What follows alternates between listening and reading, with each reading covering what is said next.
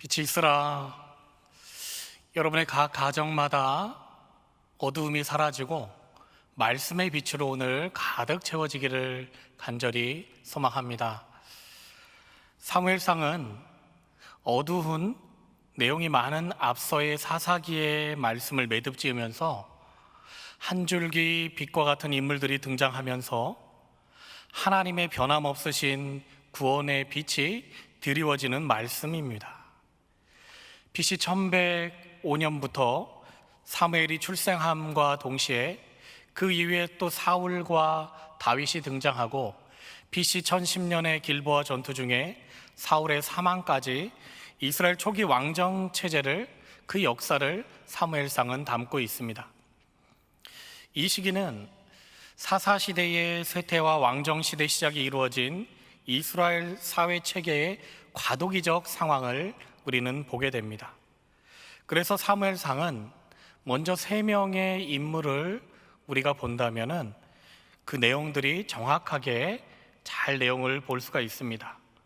먼저 사무엘상 7장까지는 사무엘, 이스라엘의 마지막 사사인 사무엘의 출생과 또 그 하나님께서 부르심과 그의 사역을 묘사하면서 사사시대와 왕정시대의 가교 역할을 하게 되는 사무엘의 모습을 보게 됩니다. 그 다음 15장까지는 하나님의 통치를 대행할 왕이라기보다는 그저 세상에 많은 나라들이 왕이 있었기에 부유한 것 같고 부강한 것 같기에 이스라엘의 백성들도 우리도 왕을 주십시오라는 그런 마음으로 그 왕을 세웁니다. 그래서 이스라엘 민족도 왕을 요구하는데 그 욕구를 채워줄 왕, 바로 사울이 등장하지만 그의 통치는 절망적인 모습으로 끝나게 됩니다. 그리고 마지막 장 31장까지는 다윗의 모습이 나타나는데, 그는 하나님의 통치에 합당한 왕으로서 하나님께서 다윗을 예비하시고 그 다윗이 왕이 되기까지의 그 상황, 그 절박하고 힘들었지만 그 모든 상황을 헤쳐나가면서 왕으로 세워지는 그 과정을 잘 묘사하게 됩니다. 다윗은 사울과는 좀 틀렸습니다. 사울과 달리 하나님께 의지하는 그 신앙의 자세를 가지고 숱한 위기를 겪었지만 아주 자연스럽게 그 이후에 사울이 전쟁에서 죽게 된 후에 이스라엘이 왕권을 잡게 되고, 그리고 그 위에 사무엘 하에 다윗의 통치의 이야기가 담겨지게 됩니다. 이렇게 사무엘상과 사무엘하, 모든 사무엘서를 통하여서 이렇게 세 인물을 우리가 보았는데, 그 중심에 다윗이 있듯이 오늘 본문 사무엘상 22장은 사울 왕에게 쫓겨다니는 그 다윗의 안타까운 모습을 볼 수 있습니다. 그러나 안타까운 모습에서 끝나는 것이 아니라 하나님께서 그를 어떻게 인도하여 주시고 어떻게 그 삶의 자리에 개입해 주셔서 그가 하나님과 어떻게 가까워지고 우리 인생살이 속에서도 정말 하나님과 멀어졌던 우리가 다시 유턴하여지고 다시 주님께로 돌아오는 그 상황들을 다시 보게 되며 오늘의 말씀이 우리가 여호와께 돌아오는 귀한 말씀의 자리가 되기를 간절히 소망합니다. 22장 1절의 말씀은 이렇게 시작합니다. 그러므로 다윗에게 어떤 일이 일어난 것일까요? 그러므로는 앞서 21장에서의 어떤 내용이 있었다라는 거죠. 21장에서 가드 땅에서 일어난 사건이 있습니다. 이 가드는 블레셋 도성, 즉 골리앗의 고향을 말하고 있죠. 이 가드는 골리앗의 고향입니다. 그런데 다윗이 얼마나 급했으면 이 가드로 숨어 들어갔겠습니까? 급한 나머지 적의 영토에 깊숙이 들어가는 것이 사울에게서 가족을 보호하는 최선의 길이라고 여겼을지도 모릅니다. 그런데 더 기가 막힌 사건은 다윗의 태도입니다. 앞서 우리가 사무엘상 21장 10절의 말씀을 우리가 한번 같이 봉독하도록 하겠습니다. 그날에 다윗이 사울을 두려워하여 일어나 도망하여 가드왕 아기스에게로 가니. 다윗이 사울을 두려워하여 도망하여 가드 땅으로 들어갑니다. 그런데 10절 이후부터 어떤 일이 발생하냐면 11절에 아기스의 신하들이 다윗을 알아봅니다. 못 알아볼 리가 없겠죠. 골리앗을 무찌른 다윗을 이 가드의 신하들이 못 알아볼 리가 없습니다. 12절에 다윗은 가드왕 아기스를 이제 심히 두려워하게 됩니다. 이미 신하들에게는 지금 다윗이 왔다고 막 소문이 났기 때문에 다윗은 그 소문을 듣고 심히 두려워합니다. 그리고는 13절에 미친 채 하고 대문짝에 그적대는 거, 이렇게 대문에다가 낙서를 하면서 침을 질질 흘리고 있는 그 미친 척하는 모습을 그가 보입니다. 그러면서 15절에 가드왕 아기스는 이런 미치광이가 어찌 여기에 있느냐라고 오히려 부하들에게 혼쭐을 내죠. 이 상황에서 다윗이 떠나지 않으면 죽을 수도 있습니다. 이 상황을 깨달은 다윗은 가드를 떠날 수가 없죠. 그런 상황에서 오늘 본문 22장 1절, 그러므로 다윗이 그곳 가드를 떠나 아둘람 굴로 도망하매. 하나님은 다윗을 떠나게 하십니다. 다윗에게는 이 과정이 너무나도 치욕스러운 일입니다. 미친 척까지도 하면서 그 가드 땅에 있기를 원했는데, 그런 그가 이 가드에서 떠나야 하는, 그리고 하나님께서 그 아둘람 굴로 도망치게끔 하는 그 상황이 다윗에게는 굉장히 치욕적인 일입니다.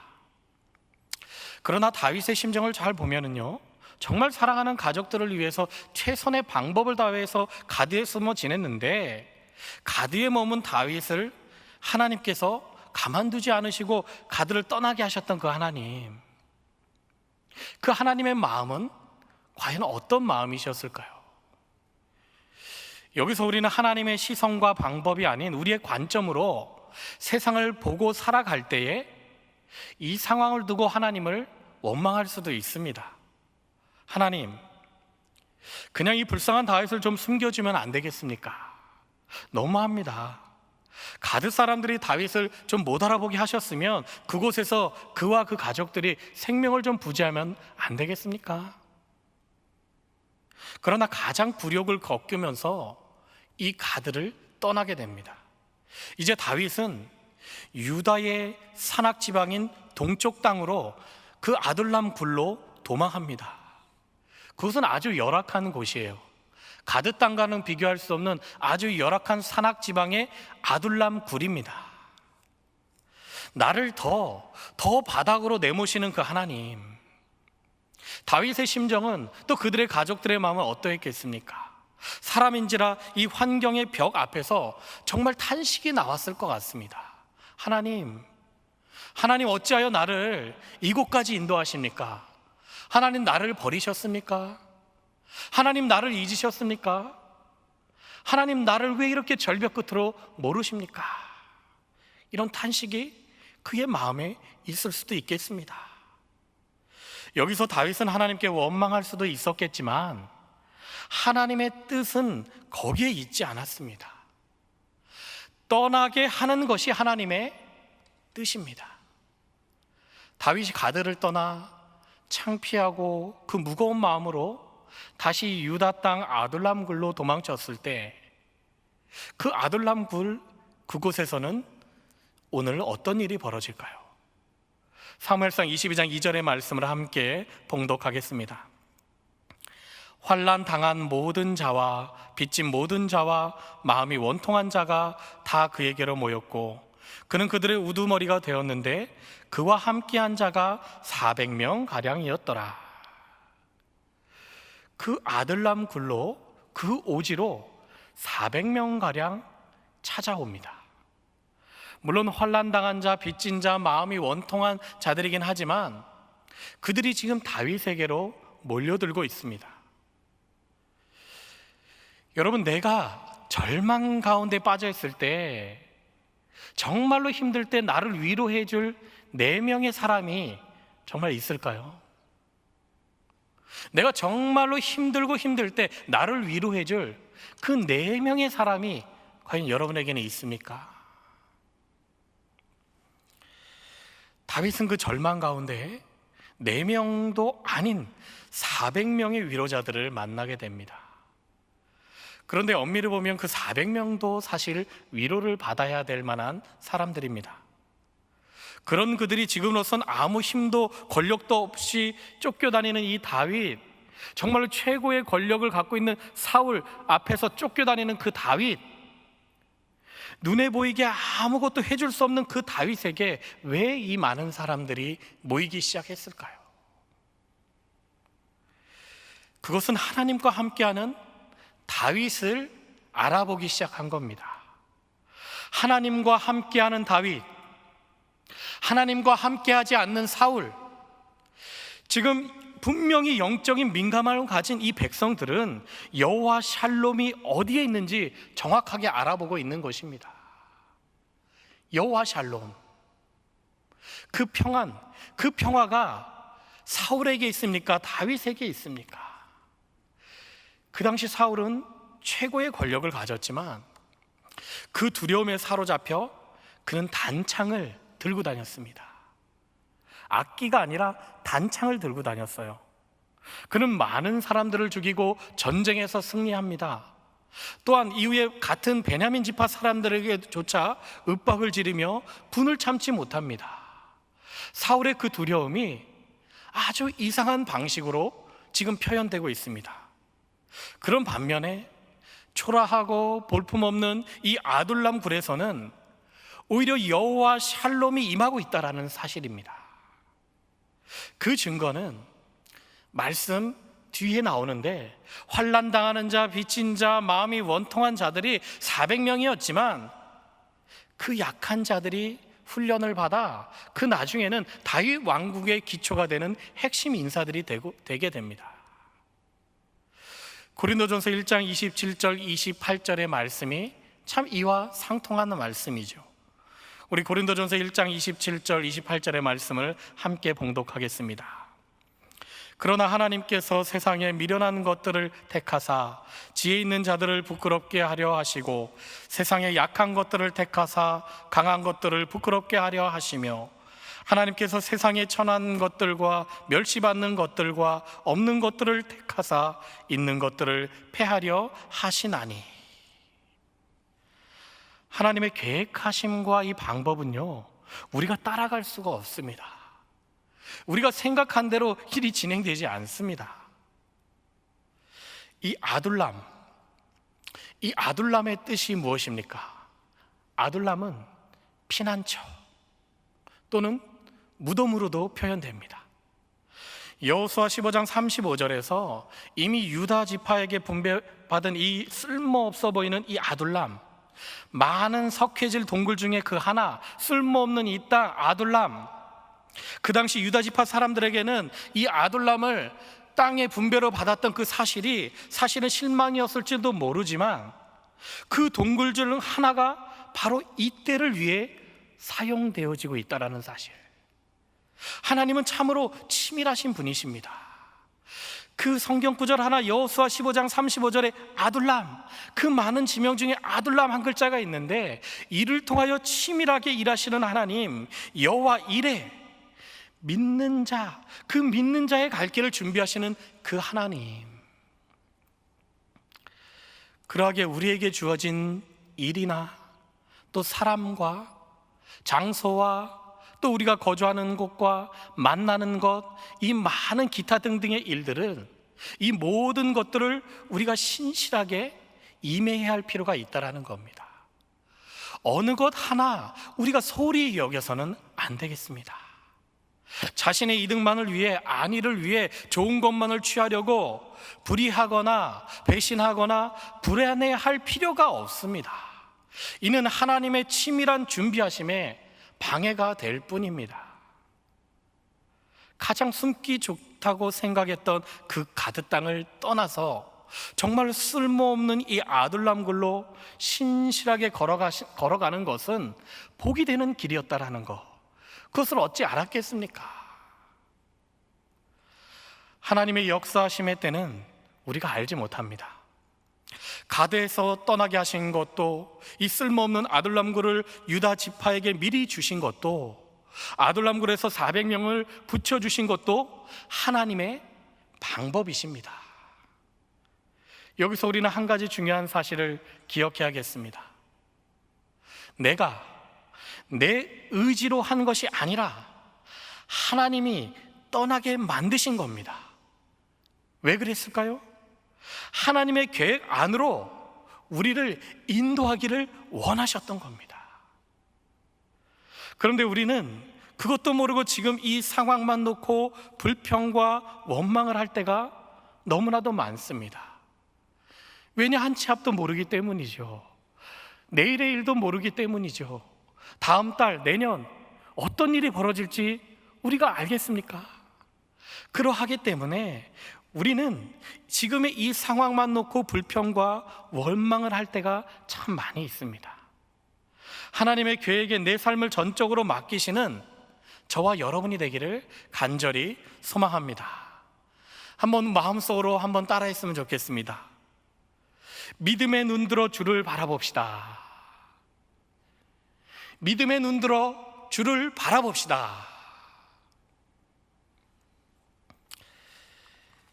믿음의 눈 들어 전적으로 주를 바라보는 겁니다. 주님은 아시죠? 내가 주님을 바라보고 있다는 것을 주님은 아시죠? 누가 알겠습니까? 믿음의 눈은 들었다면 이제 주를 바라보는 겁니다. 나를 도울 권력자, 나를 도와줄 사람을 찾는 것이 아니라 믿음의 눈은 분명히 그 하늘, 그 하나님을 바라보는 자에게 그 능력을, 그 환경을 열어주시는 것입니다. 그 하나님을 믿으시기 바랍니다. 아둘람굴은 피난처의 의미도 있지만요, 무덤이라는 의미가 있다고 앞서 말씀드렸습니다. 여기에도 중요한 의미가 있습니다. 다윗 왕궁의 시작 단계에 있어서 이 아둘람굴은 예수님이 동굴 무덤에서 부활하신 사건을 예표하고 있습니다. 아둘람굴에 모인 이 400명 가량의 사람들은 환난당한 자, 빚진 자, 마음이 원통한 자들이었습니다. 바로 그들이 어떤 자들입니까? 바로 그들이 우리 내면의 모습이며 이 땅 가운데 살아가면서 구원받을 사람들의 모습입니다. 사망 권세 무덤에서 승리하고 부활하신 예수 그리스도, 그분이 우리의 피난처 되시고 그 이름이 우리 인생의 답이 됩니다. 그러하기에 오늘 우리 인생과도 같은 이 400명의 무리들은 아둘람굴로 찾아갔지만 엄밀히 보면 그들이 그 피난처를 찾은 것이 아니라 그들이 피난처로 갈 수밖에 없도록 인도해 주시는 분, 그분이 계시다라는 것, 바로 그것이 복인 것입니다. 그 인도하심이 은혜이고 복음인 것입니다. 예수님께서 선포하신 팔복도 그렇습니다. 그 팔복에 그 복을 받는 것이 조건부가 있는 것이 아니죠. 심령이 가난한 자는 복이 있나니, 애통한 자는 복이 있나니, 사실 원문에는요, 복이 있도다 심령이 가난한 자요, 복이 있도다 애통한 자요, 복이 있도다 이렇게 쓰여져 있습니다. 왜 복이 있도다로 시작했겠습니까? 이것은요, 예수님을 바로 알고 믿는 것 그 자체, 그 말씀의 선포 앞에 있는 것 자체가 복이라는 사실입니다. 바로 그 예수 그리스도를, 그 모습을 우리가 인정할 때에, 그 구원의 자리에 우리가 놓여져 있을 때에 그 다음에 내 실존의 문제들은 분명히 해결받을 수 있다는 것, 그것이 이미 복으로 우리에게 주어졌다는 사실입니다. 그것을 믿으십니까? 믿음의 눈으로 전적으로 주님을 바라보는 것, 그것이 복된 인생입니다. 그 비밀을 깨닫는 저와 여러분이 되기를 간절히 소망합니다. 다시 본문으로 잠깐 돌아와 볼까요? 우리 3절의 말씀을 보겠습니다. 아둘람굴도 이제 떠나게 됩니다. 3절의 말씀을 함께 봉독하겠습니다. 다윗이 거기서 모압 미스베로 가서 모압 왕에게 이르되 하나님이 나를 위하여 어떻게 하실지를 내가 알기까지 나의 부모가 나와서 당신들과 함께 있게 하기를 청하나이다 하고, 3절의 다윗은 모압 땅 미스베로 갑니다. 모압 왕에게 그의 가족, 부모를 부탁하고 있습니다. 왜 그랬을까요? 또 이제는 예전 블레셋의 그 가드 땅에 들어가서 숨어 있기도 했다가는 이제는 또 동쪽으로 가가지고 처음 모압 땅, 이방 땅에 가서 또 부모를 맡깁니다. 이게 웬일입니까? 근데 사실은 말씀을 좀 더 보시게 되면은 이것이 어색함은 없습니다. 왜냐하면 다윗의 증조모가 모압 여인이죠. 다윗의 증조모가 누구입니까? 룻이죠. 룻이 모압 여인 아닙니까? 그러하기에 지금 동쪽 요단강을 건너 모압으로 간 이유가 바로 그것이죠. 4절에 다윗의 가족은 모압 왕과 함께 그래서 잘 지내게 됩니다. 그럼 여기서 이제 어떻게 하면 될까요? 눌러 살면 되겠네요. 왜냐면 안정되니까요. 이제 가드 땅에서 미친 척할 필요도 없잖아요. 이방 땅이지만 우리 증조모의 그 고향 땅으로 갔고 그곳에서 우리를 받아줬으니 그냥 그곳에서 눌러 살면서 안정된 삶을 살면 되겠죠. 외갓댁에서 조금 안식하며 보호할 수 있는 것이 뭐가 부족함이 있겠습니까? 그러나 하나님의 말씀 5절에서는요, 다윗과 이제 오랫동안 함께할 선지자 갓이 등장합니다. 이 갓 선지자는 뭐라고 말씀합니까? 5절 말씀을 함께 봉독하겠습니다. 선지자 갓이 다윗에게 이르되 너는 이 요새에 있지 말고 떠나 유다 땅으로 들어가라. 다윗이 떠나 헤레스풀에 이르니라. 선지자 갓은 조언합니다. 지금 하나님의 뜻을 선포합니다. 갓은 이런 말씀 하고 싶었겠습니까? 잘 평안하게 지금 모압 땅에서 잘 지내고 있는데 뭐하러 다윗에게 그의 가족들에게 이 싫은 소리를 합니까? 떠나십시오. 하나님께서 또 말씀하십니다. 떠나십시오. 이 요새에 있지 말고 떠나십시오. 편한 자리가 당신의 소명이 있는 곳이 아닙니다. 떠나라는 이 말 참 무섭습니다.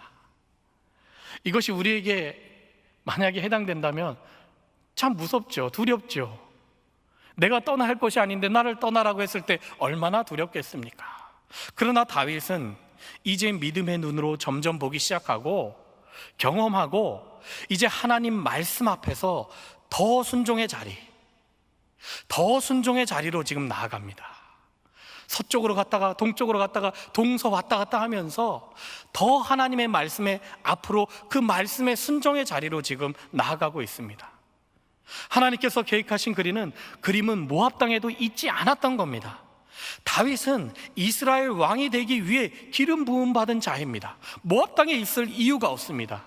그러니 모압에서 유턴, 이제 다시 서쪽으로 유다 지방으로 그가 방향을 돌려야 하는 것입니다.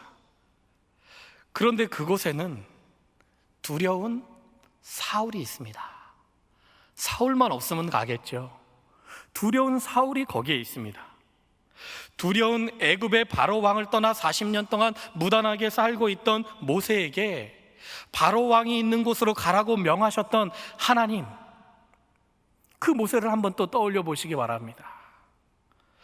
왜 하나님은 우리가 생각하지 못한 방법으로, 생각하지 못한 그때에 우리를 가라 하시고 떠나라 하시고 우리를 인도하실까요? 나 거기 가기 싫은데, 나 지금 여기가 좋은데. 이것이 바로 인생의 방향성이 하나님께로 향하게 하시는 끝없는 하나님의 부르심과 사랑입니다. 우리 인생의 궁극적인 목적은 영원한 하나님의 나라를 향해 가는 것입니다. 여러분의 마음속 깊이 한번 새겨보시기 바랍니다. 하나님께 방향을 돌리자. 하나님께 방향을 돌리자. 우리는 언제든 하나님께 방향을 돌려야 되고 여호와께로 돌아가야 하는 인생입니다.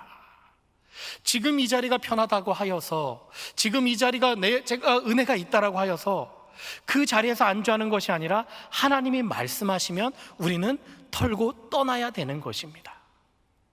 하나님께 방향을 돌리자. 지금이라도 하나님께 방향을 돌려야 합니다. 하나님이 말씀하시면 떠나는 겁니다. 모압 땅 미스베에서 유다 땅 헤레스풀까지, 이 가는 여정 속에서 또 하나의 하나님의 메시지가 담겨 있습니다. 그 여정 속에는요, 모세와 다윗의 행보가 분명히 오버랩됩니다. 어떤 모습이 오버랩됩니까? 가나안 땅을 바라보며 신명기의 말씀을 선포하였던 그 모세, 그 삶의 끝을 맞이한 비스가산, 그 느보산에서 신명기의 말씀을 선포하고 그가 맺혔던 그의 마지막 소명. 그런데 400년이 지난 이 시점에 다윗이 그 자리에 또 쓴 겁니다. 이제 요단 동편에서 서편으로 이제는 가야 하는 그런 다윗의 마음, 아마도 이 모세가 가졌던 이 400년 전의 그 마음을, 이 다윗이 그 마음을 다시 붙잡고 이 서쪽 하나님이 원하시는 그 땅, 유다 땅 헤렛 숲을까지 한 걸음 한 걸음 나가기 시작을 합니다. 다윗은 그 인생에서 가장 초라한 모습으로, 한 걸음 뛰기도 힘든 그 아주 초라한 모습, 나아갈 힘도 없는 그 모습이지만 정말 미래가 보이지 않는 그 긴 터널의 끝과 같은, 이 상황이 끝날 것 같지 않은 그 미래가 불확실한 그 가나안 땅을 보면서 지금 한 걸음 한 걸음 나아갈 마음을 갖고 가는 것입니다. 바로 그때 변함없으신 하나님은 다윗과 동행하고 있다는 사실입니다. 그렇다고 그가 사울의 죽음의 그늘에서 벗어나 있는 것은 아닙니다. 그것은 지금 그의 상황이 바뀌지 않았다라는 겁니다. 그는 지금이라도 창이 날라오면 그냥 그 자리에서 죽는 신세가 되는 거예요. 지금 하나님의 역사가, 그러나 이 하나님의 역사가 다윗을 통해 예수 그리스도의 오심까지도 준비하고 있는 겁니다. 환경은 바뀌지 않았지만 하나님은 다윗과 함께 하시고, 하나님의 역사는 이 다윗을 통해 예수 그리스도의 오심까지 준비하시는 거, 이 1000년 후의 계획까지도 지금 신실하게 이행되고 있는 말씀이 바로 모압 미스베에서 유다 땅 헤렛 숲을까지 가는 여정이 되는 것입니다. 그 발걸음이 허투루 가는 것이 아닙니다. 때로는 우리 인생의 발걸음이, 내가 가는 길이, 내 진로가, 내가 왜 이 짓을 하고 있지? 내가 왜 이렇게 어려운 길을 가고 있지? 언제쯤 끝날 것이지? 나는 여기로 가는 게 내 인생이 아닌데 나 왜 지금 이런 공부를 하고 있지? 나 왜 지금 이 사람을 만나고 있지? 이 모두한 것들이 나는 알지 못하지만 하나님께서 이 다윗을 통해서 그 예수 그리스도의 구원의 계획까지, 그 1000년의 약속, 그 모든 것을 신실하게 이행하시는 것처럼 여러분의 인생의 자리에서도 분명 하나님은 여러분이 가는 그 자리, 그 길, 그 인생의 모습까지도 다 기억하시면서 그것이 아주 합당하게 우리의 가는 길에 도움이 되고 우리 인생의 복된 길로 주님께서 인도해 주실 줄 믿습니다. 이것이 인류를 향한 하나님의 큰 구원의 계획이며 한 개인을 향한 하나님의 신실하신 약속이십니다. 그 신실하신 계획이 성도 여러분의 개인의 삶과 또 여러분들의 가정과 또 여러분의 직장에서도, 그 사업장에서도 나타나기를 간절히 소망합니다. 오늘 말씀을 통해 우리 역시 영원하신 하나님의 나라를 향해 가는 순례자임을 우리는 오늘 꼭 기억했으면 좋겠습니다. 떠나야 함이 하나님의 방법일 수 있고 머물러야 함도 하나님의 계획 안에 있습니다. 이를 분별하며 나아가는 영적 민감성이 우리에게 분명히 있어야겠습니다. 우리 인생이 영원한 하나님의 나라를 향해 가는 그 순례자라는 것을 잊었을 때 그 인생은 어떻게 되겠습니까? 내가 지금 왜 태어났는지, 내가 인생의 여정이 어떤 순례자로 지금 살아가는지 지금 사울은 잊어버린 거 아닙니까? 오늘 5절까지 읽었지만 6절의 말씀을 보십시오. 바로 뒤에 6절에서 사울의 모습은 기브아 높은 곳에서 손에 단창을 들고 에셀나무 아래에 앉았고, 위풍당당하죠. 높은 곳에 앉아서 언제든지 누구를 죽일 수 있는 권력과 그의 힘이 있는 거죠. 그러니 에셀나무 아래서 편안하게 있는 것입니다. 그런데 이렇게 기세등등하고 최고의 권력자이지만 그가 창을 들고 자신의 권력을 계속 지키려고 하는 것은 무엇 때문입니까? 에셀나무 아래에 앉았고, 이 자리는 생명의 자리가 아닙니다. 죽음의 자리, 사망의 자리로 점점 가까워지는 자리입니다. 그 에셀나무 아래서 그가 어떻게 되는지 아십니까? 사무엘상 마지막 장을 한번 보시기 바랍니다. 사무엘상 31장 마지막 절 13절에 사울의 시체를 이 에셀나무 아래에 장사합니다. 참 놀랍죠? 단창을 들고 높은 그 산에 올라서 이 에셀나무 아래에 앉았던 그가 그 에셀나무 아래에 장사되며 사무엘상은 끝납니다. 너무나도 안타깝습니다. 여러분, 우리가 정말로 내려놓아야 할 이 사울의 단창이 우리에게는 없겠습니까? 여러분, 우리가 갖고 있는 사울의 단창, 내가 의지할 만한 것, 나에게 있어서의 장점, 내가 갖고 있는 수패, 내가 잘하는 거, 특기, 이러한 것들이 때로는 이 사울의 단창과 비슷해지지 않으라는 법이 있겠습니까? 하나님은 자신의 단창이 아니라 여호와는 나의 목자시니 내게 부족함이 없으리로다. 주의 지팡이와 막대기가 나를 안위하시나이다. 인생을 전적으로 주님께 위탁하는 이 다윗의 고백적인 삶을 통해서 사망의 음침한 골짜기가 아닌 그 생명의 자리로 옮겨지는 것입니다. 다윗이 굴에 있을 때 쓴 시가 있습니다. 시편 57편의 말씀을 한번 봤으면 좋겠습니다. 이 시편 57편 1절부터 7절까지의 말씀을 우리가 함께 읽는데요, 오늘 이 말씀을 읽고 정리를 하는데 이 말씀과 함께 우리는 결단의 기도를 우리가 함께 했으면 좋겠습니다. 아둘람 굴에 있는 다윗의 심정으로 우리를 가장 좋은 곳으로 인도하시는 하나님의 능력을 믿으면서 이 말씀을 우리가 한번 1절부터 7절까지 봉독하도록 하겠습니다. 하나님이여, 내게 은혜를 베푸소서. 내게 은혜를 베푸소서. 내 영혼이 주께 피하되 주의 날개 그늘 아래서 이 재앙들이 지나가기를 피하리이다. 내가 지존하신 하나님께 부르짖으며 곧 나를 위하여 모든 것을 이루시는 하나님께로다. 그가 하늘에서 보내사 나를 삼키려는 자의 비방에서 나를 구원하실지라. 하나님이 그의 인자와 진리를 보내시리로다. 내 영혼이 사자들 가운데서 살며 내가 불사르는 자들 중에 누웠으니 곧 사람의 아들들 중에라. 그들의 이는 창과 화살이요 그들의 혀는 날카로운 칼 같도다. 하나님이여, 주는 하늘 위에 높이 들리시며 주의 영광이 온 세계 위에 높아지기를 원하나이다. 그들이 내 걸음을 막으려고 그물을 준비하였으니 내 영혼이 억울하도다. 그들이 내 앞에 웅덩이를 팠으나 자기들이 그 중에 빠졌도다.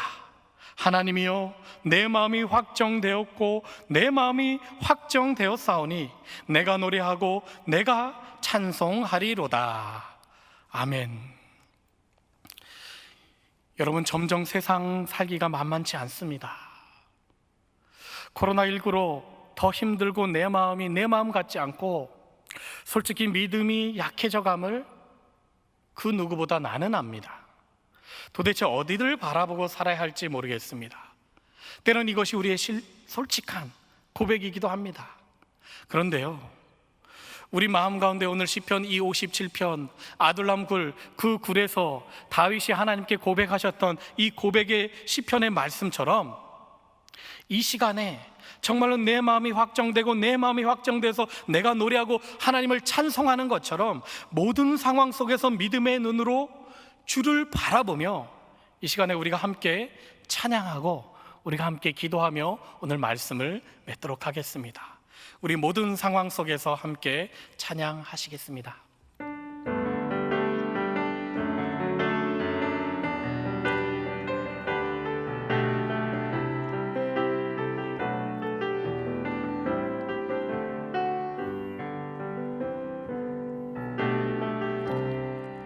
모든 상황 속에서 주를 찬양할지라.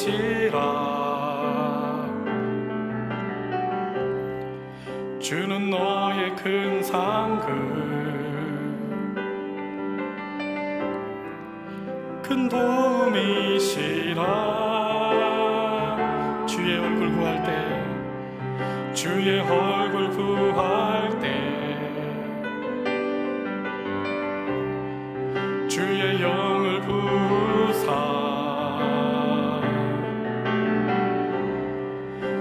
사랑 안에서 주를 보게 하소서.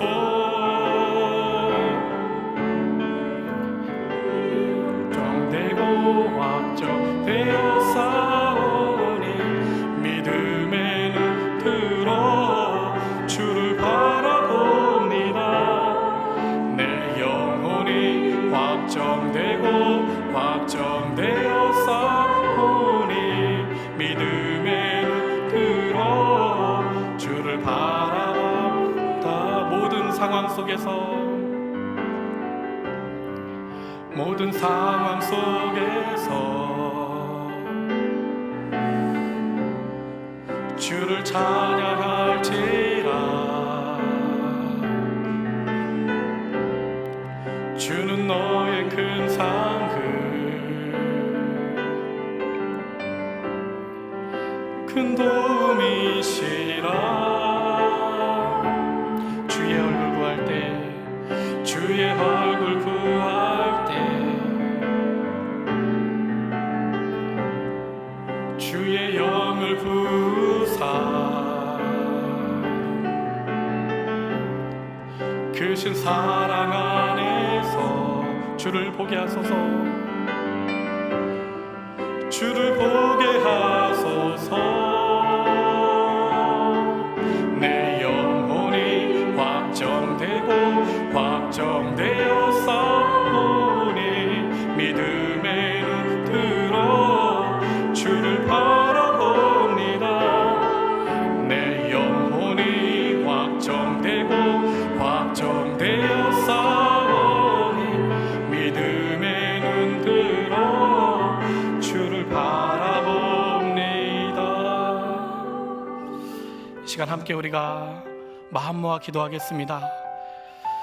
정말로 우리가 어려운 환경과 정말로 낙심된 상황에 있더라도 우리가 주님을 바라보며 오늘 말씀처럼 하나님이 떠나라 하셨을 때 떠나게 하시는 것, 또 그곳에 머물렀을 때 하나님이 우리를 위로하여 주시는 것, 또 구원의 계획이 그 자리에 있었고 우리가 순종의 자리로 나아갈 때 정말로 준비하고 계신 여호와 하나님, 그 여호와의 일의 하나님을 만났을 때 그 감격을 이 시간에 믿음의 눈을 들어 주를 바라보는 마음으로 우리가 이 시간에 통성으로 함께 기도하시겠습니다.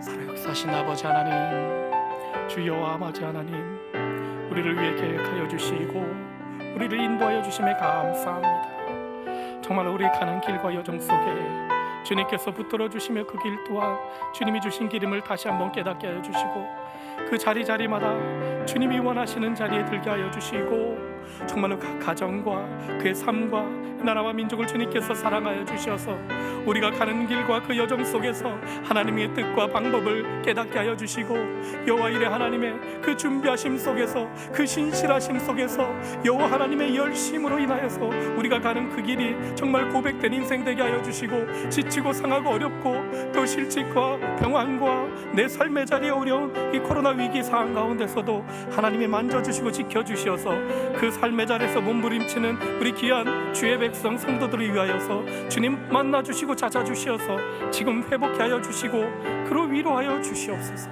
주님 만나주시고 위로하여 주시옵소서. 새 힘을 허락하여 주시고 주님이 주시는 그 자리마다 주의 은혜가 가득하게 하여 주시옵소서. 하나님 함께 하여 주실 줄 믿사오며 예수님의 이름으로 기도드립니다.